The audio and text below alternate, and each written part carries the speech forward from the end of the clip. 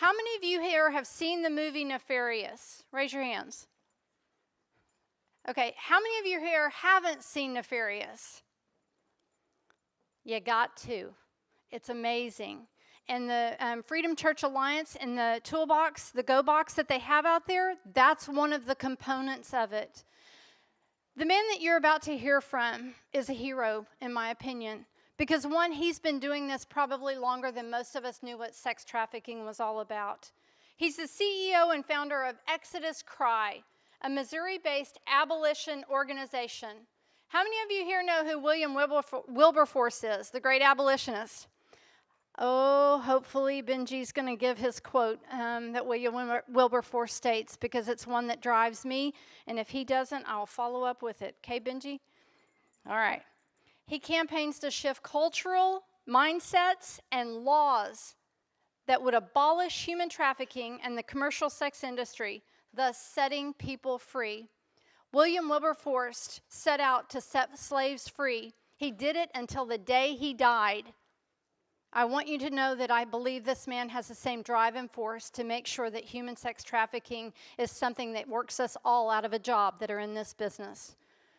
So without further ado, I want to introduce you to the man who produced the award-winning movie Nefarious, Merchant of Souls, and also one that will rivet and grab you in ways you might have to look away and close your eyes and come back to, and it's the just recently released Liberated, the New Sexual Revolution. I'd like you to now hear from Mr. Benji Nolot. Benji?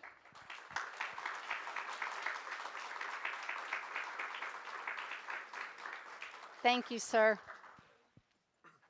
Thanks so much. Do you guys need to just stretch out for a second? Let's just stand up and just do a quick one of these. Oh, yeah. Just stretch it out for a second. Take a deep breath. You guys have been amazing today. This is quite the fire hose, and it's so good, and we need it so much.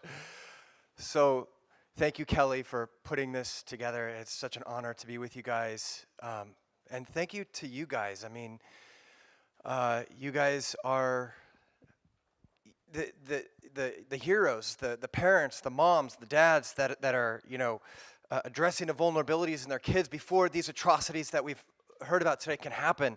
I'm so grateful for the emphasis and the focus on parents. Let's equip parents to do a good job with their kids so we don't continue to perpetuate this cycle of horror that we've heard about today. So I'm just grateful and humbled to be among you, and I feel like I love you guys. Like I'm just so.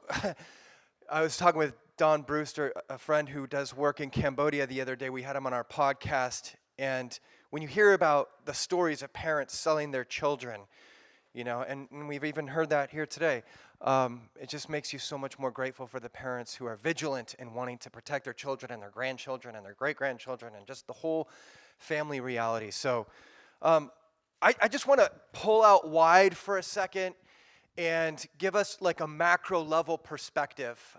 We've had a lot of the kind of micro level stuff today, and I really appreciate everything that we've heard on all the different perspectives, and it's all just, we're getting the tools. And but I just want to pull out wide to give a little bit broader snapshot of what's happening in the larger scope of global trafficking and commercial sexual exploitation. And so just hang with me for a few minutes. I know you guys must, your attention spans, I'm sure, are being challenged today. I'll make sure to highlight a couple, at least one point to carry with you from my talk that maybe you can just write down in like a sentence in case you missed the rest of what I say, which I totally understand. I just had a Red Bull in the back because I'm trying to stay focused. So I should have brought a few extras. But anyways, so I was interviewing a young woman named Holly Smith. I can't remember the name of the book she wrote. I think it's Walking Prayer or something to that effect. But she was when she was 14 years old, she had a story like many that we've heard today. She was out on the boardwalk in Atlantic City, and in Atlantic City, she was out on the boardwalk. She sees a guy, older guy. He's looking at her, and she catches his gaze, and this turns into a meeting, and then turns into a short period, 2-week period of grooming and recruiting. She thinks he's a photographer and a fashion photographer, and he wants her to be his boyfriend or his girlfriend, and this and that. So he convinces her to run away with him, and they meet up. They go to a hotel room. In the hotel room are a couple of other people there, and lo and behold, we're actually not going to make you a fashion model. We're going to make you a prostitute. And so they dress her up, get her all in the scantily clad clothes, let her know, hey, this is what's going to happen. You're going to go out on the streets tonight, and you're going to have sex with strange men. So they put her out there. She's out on the streets of Atlantic City, 14 years old, and she's on the street corner, and there are men coming by, and the process begins of people going out, buying her all throughout the night. So I ask her, because I'm just so compelled by the drama and the horror and the nightmare of her situation, and I say to her, I said, so you're 14 years old, and you're put in these scantily clad outfit, you're on the streets of Atlantic City. I go, what did that feel like? And she thinks about it for a second, she goes, I felt empowered. And I said, what meaneth thou this? Inside my head, I go, what meaneth thou this? And so I ask her, I say, what do you mean by that? Could you explain that? And she goes, oh yeah, she goes, no, I was groomed by my culture long before I was groomed by my trafficker. So I thought that if these men wanted to pay to have sex with me, I must have value. Because I had seen the girls in MTV and the music videos. This was a while ago when MTV was still a thing. And they were all sexualized and blah, blah, blah, blah, blah, blah. So I thought I had value. I was groomed by my culture. That's just one to write down. I was groomed by my culture long before I was groomed by my trafficker.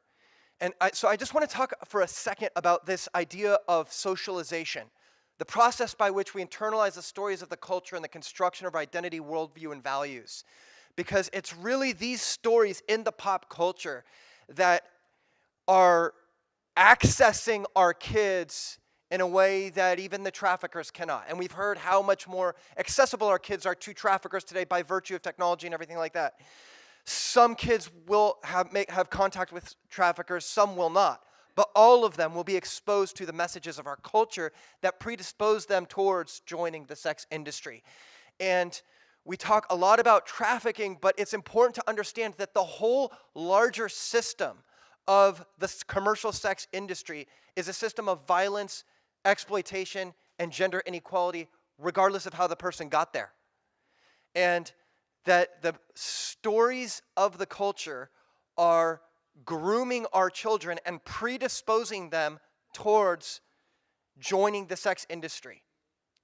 So thinking about and I'm just going to make this brief, but thinking about the socialization of girls growing up, and we'll talk for a moment about boys growing up in our culture as well, and the trajectory for boys being groomed to become sex buyers. So the trajectory for girls growing up in our culture is that as they reach that period of early adolescence, they begin to look out as social beings. They begin to look out at the world around them, right, to discover who they are in the world. And when the dominant image of women in our culture today is of the hypersexualized, objectified, scantily clad woman, there comes an inherent message that this is what it means to be powerful. This is what it means to be visible. This is what it means to have value. And so many girls growing up in our culture begin to internalize these ideas of where their value comes as an objectified, hypersexualized being. And it's the narrowness of this story that is the problem that begins to pressure girls into conformity. And what I mean by that is that if there was one story about women's sexuality that was, kind of this dissociated, objectified, maybe it wouldn't be so bad. But it's the idea that it's the single story that is being told about what it means to be a woman in our society today. So take the most popular women's magazine of all time, Cosmopolitan magazine. And what you would expect to find on the cover of that magazine is women who are excelling in business, women who are excelling as parents, women who are excelling in athletics, women who are excelling in all manner of politics of life where women excel, right? And that there would be stories about them, they would be celebrated for those things. The reality is that you will not find that. What you will find is the same image over and over and over of the hypersexualized, scantily clad women with the come hither look on her face, right? And what they're doing is they're giving visibility and ascendance to this idea of this is what it means to be a woman. And so you're not going to see a woman on the cover of Cosmopolitan magazine, sitting in front of her fireplace with a turtleneck on reading Dostoevsky. It's not going to happen. We don't celebrate women's intellect in our society. And so if you take 100 girls, ages 11 to 14 years old, and you ask them, name me 2, 3 pop culture icons, female pop culture icons. You will undoubtedly hear names like Rihanna and Nicki Minaj and so on and so forth. You ask those same 100 girls, 11 to 14 years old, ask the same ones, who are the 3 female Supreme Court justices? You will be lucky to find one that could name the 3 female Supreme Court justices, and that girl has probably been homeschooled. So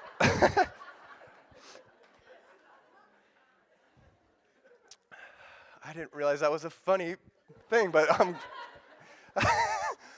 this is the reality. And so take Rihanna, for example. She has a popular song called Pour It Up. And in the song she's singing, it's all about, literally, this is the line, it's all about dollar bills and stripper poles. As she writhes around on a stripper pole, and it's this idea, this glorification of not just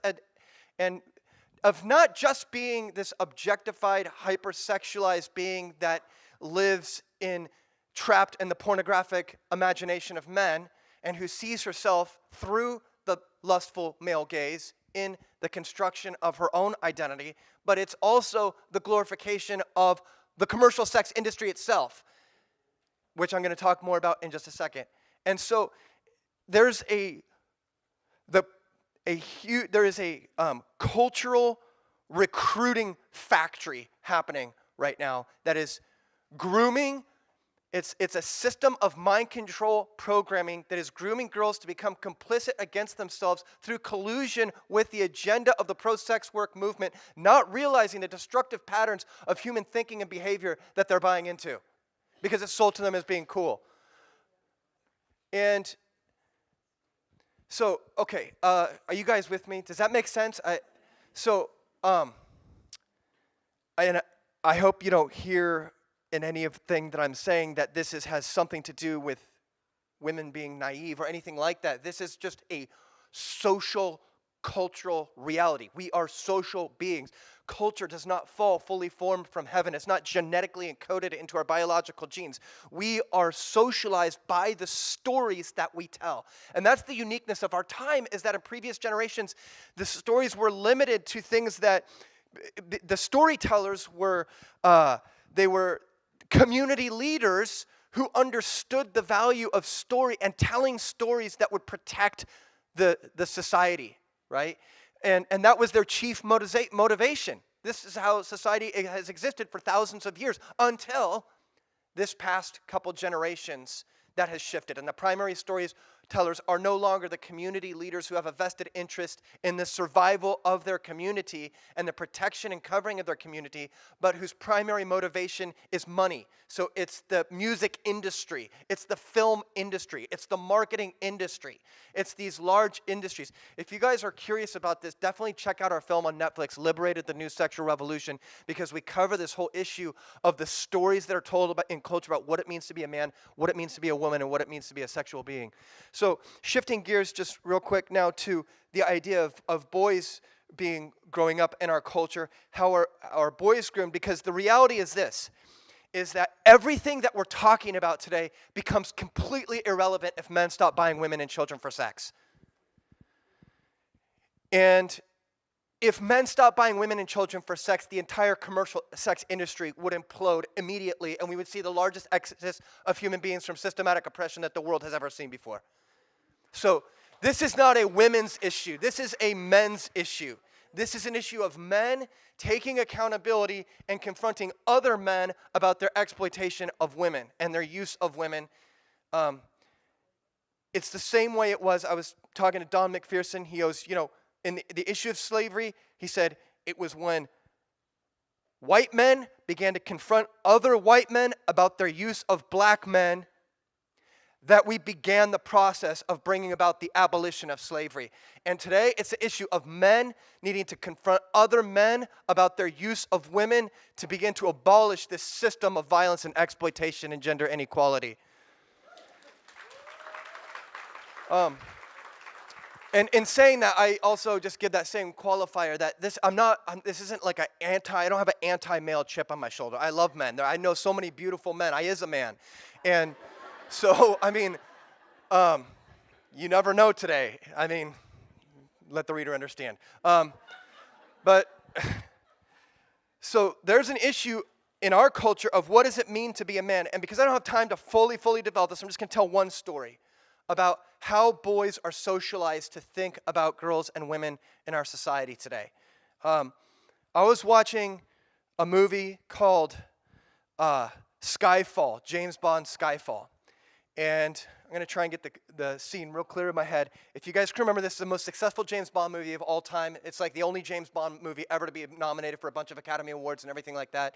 It had a lot of artistic value to it. Okay, there's a scene where James Bond is over at the bar, and lo and behold, here's this, striking woman, and he begins to have a conversation with her, and he wants to build a relationship with her to get close to this guy who is the bad guy. So in the course of their conversation, she's not going to open up to him. She's resisting conversation, everything like that. She's very guarded.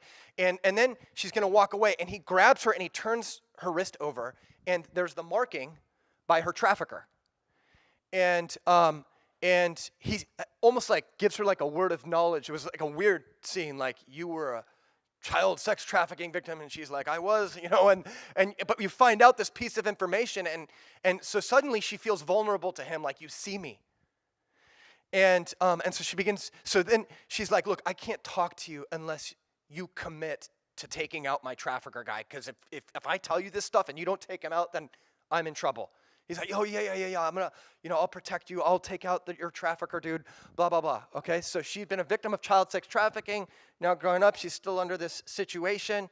He achieves her trust by recognizing this. The next scene cuts, and he's going into the shower to have sex with her, which is just like, yeah, has anybody seen Skyfall? It's so bizarre. It's like, never mind everything you just heard, she's a prime candidate to be preyed upon sexually. It's just bizarre. So he goes, has sex with her. Then the next scene goes, and she's now tied up. And James Bond is walking with the trafficker dude. She's been captured. She's tied up. James Bond walking with the trafficker dude. And the trafficker dude says to James Bond, he says, let's play a little game. And he pours a glass of scotch and puts it on the woman's head. And then he hands the gun to James Bond.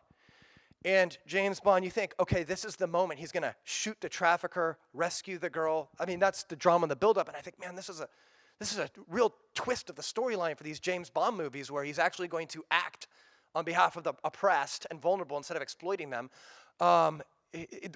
Thinking of the women in these movies. Anyways, so I'm thinking, wow, this is crazy. He's gonna kill this trafficker guy. He's gonna rescue this girl. Blah blah blah. He takes a shot at the shot glass and narrowly misses her head. Then the trafficker takes the gun, and the trafficker, now he's pulling the gun up, and you think, okay, now this is the moment. He's gonna stop, intervene. The trafficker shoots her straight in the forehead. She falls over dead. And then the trafficker guy says to James Bond, what do you think of that? And James Bond says, a waste of good scotch, because the scotch falls off her head when she dies.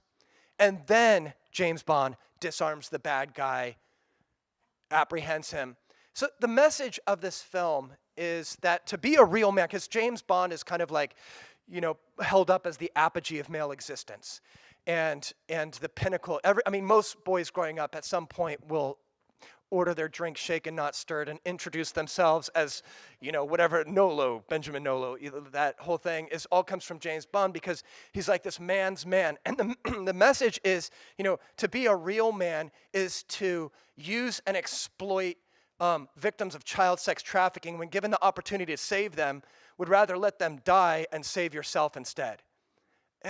So, now this is all in the realm of entertainment, so we don't immediately process or deconstruct the messages this way, and that's part of the problem, is that we need to develop media literacy to begin to decode and deconstruct the messages that we're internalizing in the culture that are grooming and shaping young men with an idea about this idea of that it's okay to use and exploit women sexually, and that actually that's the way that you become a real man.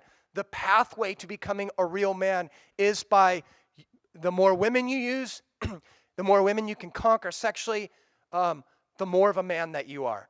So when we were at spring break doing interviews, these guys were on a conquest. They're playing all kinds of games to see how many women they could score, and it's all of this point system. But then there's this one night, this guy has this relatively deep conversation with this girl. At one point, she was in tears in the conversation, and I'm just an observant to this, making this documentary, and I think to myself, but this was off camera, and I think to myself, man, maybe something's happening here, and she's getting through, and maybe there's a chance for a real relationship.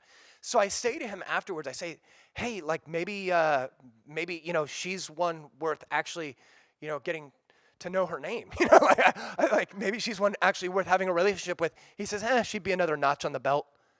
That's what he said back to me. But that's the mentality, and whether or not he actually believes that, it's what he's scripted to say, because the script for being a real man actually requires him to be a user, an abuser, and an exploiter of women to gain status among his male peers. So what I'm pointing out is this socialization, the stories that we tell in our culture about what it means to be a man, what it means to be a woman, that predispose women towards joining the sex industry and men towards using women in the sex industry. This is so foundational to our understanding of the larger commercial sex industry. And for us in this room as parents, you're thinking, how is this relevant to me? It's relevant because we have to start having these conversations, as was just stated. We have to start having these conversations at younger ages with our kids. And the absence of a conversation about what does it mean to be a healthy biological male? What does it mean to be a healthy biological female? What does it mean to have a healthy sexuality? In the absence of those conversations, while at age-appropriate ways our kids are growing up, by the time they reach adolescence, they are so vulnerable to the messages of the culture that say, this is how you be a male, this is how you be a female, this is how you be a sexual being. Does that make sense? Okay, I want to just transition this now into just giving you a snapshot of why this matters to the larger commercial sex industry. Is there somebody that's responsible for my time? Because I don't even know how much time I have left. 7 minutes. Okay, great, perfect. Okay, so now I just kind of shifting gears now. What we're seeing with the rise of the commercial sex industry in our world today and the corresponding pro-sex work movement is the formalization of these toxic stories as a human rights movement. And so the idea of sex being work. I'm sure you guys have heard the sex worker language now. There's a movement, the pro-sex work movement, that is creating a cover narrative of prostitution that takes these toxic stories and turns them into something that is supposed to be empowering, liberating, et cetera, et cetera, et cetera. I was just listening to a song from the Misfits that I think captures this neoliberal ideology that is being promoted by the pro-sex work movement so powerfully. It says, one of the lines says, I raped your mother today, but it doesn't matter that much to me as long as she's spread. And it's this idea, it's so powerful when you actually break that down. It's this idea that turning what is essentially the sexual abuse, exploitation, and rape of a person into something that is supposed to be advertised as empowering, sexually liberating, and a human rights accomplishment. Just to give you an idea of where I'm coming from with this, Amnesty International, 2 years ago, posted pictures of them toasting with champagne glasses in their office. Amnesty International is the largest humanitarian organization in the world. And the reason why they were toasting with champagne glasses is because they decided to adopt the pro-sex work stance on prostitution that says this should be fully decriminalized in places all over the world. Okay, the largest humanitarian organization in the world said the way for us to advance the human species and address the vulnerability of people exploited in the sex industry is by making it all legal. I'm talking about pimping, trafficking, brothel keeping, buying women for sex, every aspect legalized. They're trumpeting this as a good thing, as a human rights accomplishment. So when you think about the landscape, I just kind of bringing this home, the landscape of trafficking around the world, how do we understand this battle? And in the most kind of like front lines way, it's really taking place. You have the pro-sex work movement on one side, you have the abolition movement on the other side. And in the middle is this empty box. And what you put into that box in terms of a definition is what will determine the way that you legislate as a country regarding this issue of trafficking, prostitution, the commercial sex industry. This empty box is a definition of prostitution. This is what it boils down to. How do you define prostitution? This is so key. I was just talking with the guys over in Orange County, the task force there, and the law enforcement and the sheriff. They are one of the most successful task forces in the entire United States. The whole thing shifted when they began to take a victim-centered approach to fighting trafficking and prostitution and commercial sexual exploitation. Because the old way of thinking is, all these women choose it. They're the voluntary prostitutes, and occasionally there's somewhere out there, nobody's ever met them, but they're a trafficking victim, and that's horrible.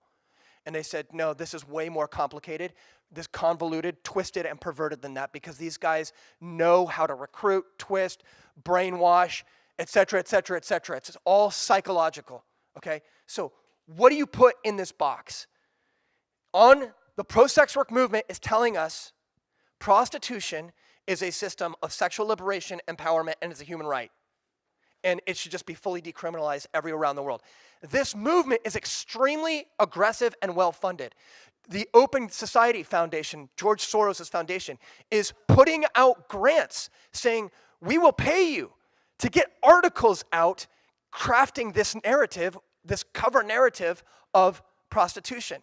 And it's happening. The New York Times released an article 2 years ago that was just one huge high five and endorsement and promotion of the pro-sex work narrative. So we went and we looked at Emily Blaze and the journalist. Who is this person? Oh, turns out she's a fellow of George Soros, being paid by the Soros Foundation to write articles like this. Make no mistake about it. There is a movement that is well-funded and aggressive that wants to fully decriminalize prostitution.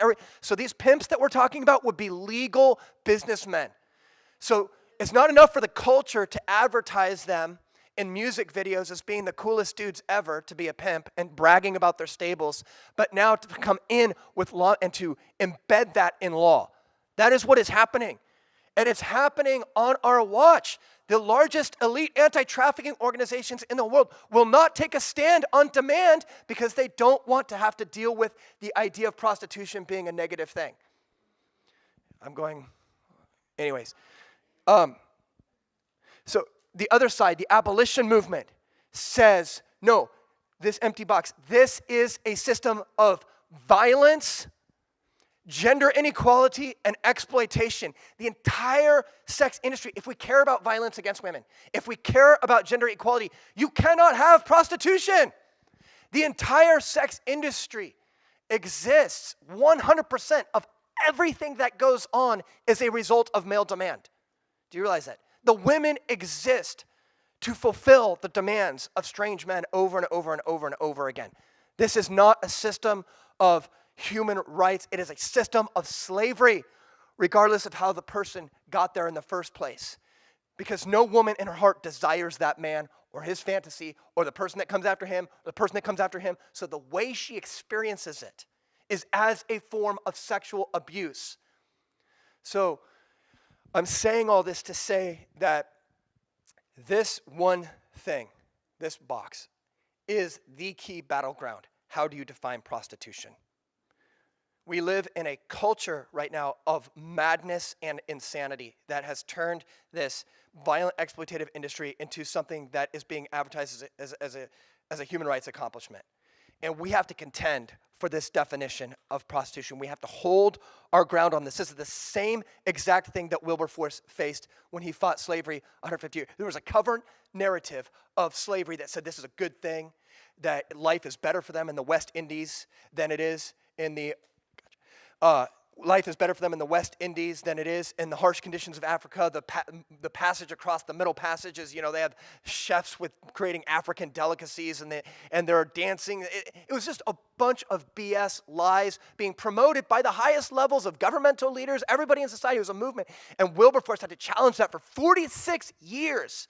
There's a long game. He had to challenge it for 46 years to shift the locus of thought and the mass consciousness of society to pave the way for abolition. And 3 days before he died, on his deathbed, he received news that his bill had been passed, slavery had been abolished. We have to fight against the cover narrative of the commercial sex industry. We have to expose the deeper truth and begin a social movement to shift mindsets and change laws. If you guys want to join this activist movement, we have a Facebook group called the Wilberforce Initiative on Facebook, and you're all welcome to join us in that. Thank you so much.